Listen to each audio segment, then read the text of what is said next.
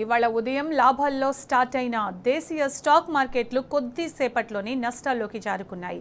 ప్రధానంగా auto, banking రంగాలు నష్టాల్లోకి జారుకోవడంతో దిగ్గజ బ్యాంకింగ్ స్టాక్స్ పతనమయ్యాయి. బెంచ్ మార్క్ సూచీ సెన్సెక్స్ 1342 పాయింట్ల నష్టంతో ట్రేడవగా, నిఫ్టీ సూచీ 394 పాయింట్ల నష్టంతో ఇంట్రాడేలో ట్రేడింగ్ అయ్యాయి. మార్కెట్ల అస్థిరతల వేళ చాలా మంది చిన్న పెద్ద పెట్టుబడిదారులు లాభాల స్వీకరణతో విక్రయాలు చేపడుతున్నట్లు మార్కెట్ వర్గాలు చెబుతున్నాయి.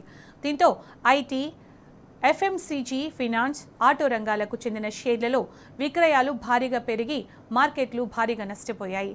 ప్రధానంగా క్రూడ్ దిగుమతులపై కొనసాగుతున్న అనిశ్చితి వాతావరణంతో మార్కెట్లు కుప్పకూలాయి.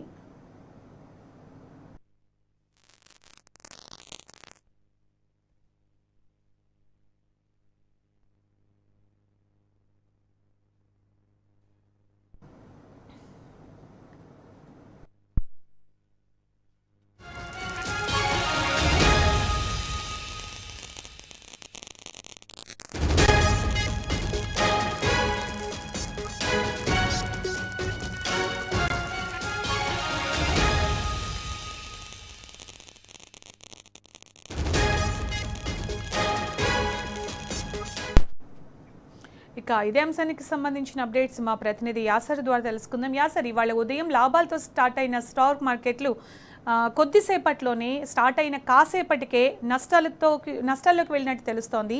ప్రస్తుతం ఎలా ఉంది? అప్డేట్స్ ఏంటి స్టాక్ మార్కెట్కి సంబంధించి? దేశీయ స్టాక్ మార్కెట్లు ఇవాళ భారీ నష్టాలతో ముగిశాయి.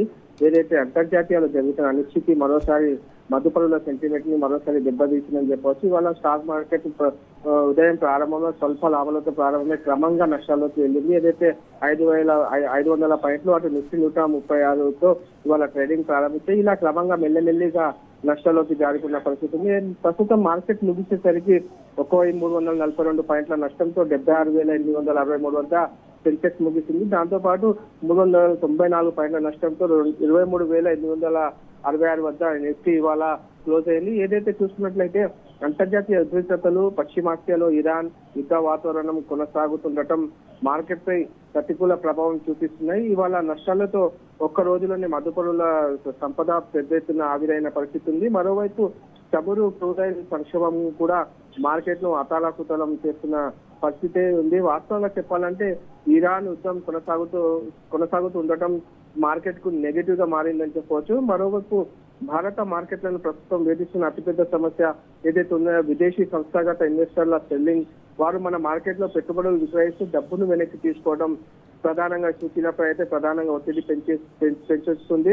ఏదైతే దేశీయ సంస్థాగత ఇన్వెస్టర్లు డబ్బు కుమ్మరిస్తున్నప్పటికీ విదేశీ ఇన్వెస్టర్లు నమ్మకాన్ని కోల్పోవడం అయితే మార్కెట్ సెంటిమెంట్లను అయితే బాగా దెబ్బతీసిందని చెప్పొచ్చు. ఇవాళ ప్రధానంగా అటు నష్టాలు చూసినట్లయితే ఆటో, బ్యాంకింగ్, ఆయిల్ రంగాలు వంటి షేర్లు ఇవాళ భారీగా నష్టాలను మూటగొట్టుకున్న పరిస్థితి ఉంది. మరోవైపు యుద్ధం త్వరలో ముగియొచ్చు అని ట్రంప్ చెప్పినప్పటికీ పశ్చిమాసియాలో దాడులు మాత్రం కంటిన్యూ అవుతూనే ఉన్నాయి. ఈ పరిణామాల ప్రభావంతో మార్కెట్లు నష్టాల్లోకి జారుకుంటున్నాయి. మరోవైపు విదేశీ సంస్థాగత మదుపరులు అమ్మకాలు కూడా కంటిన్యూ అవుతున్న పరిస్థితి అయితే ఉంది.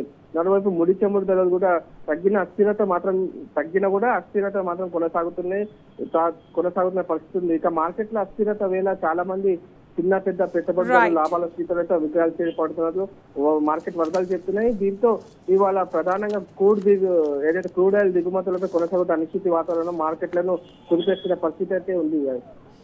Thank you Acer, thanks for the updates.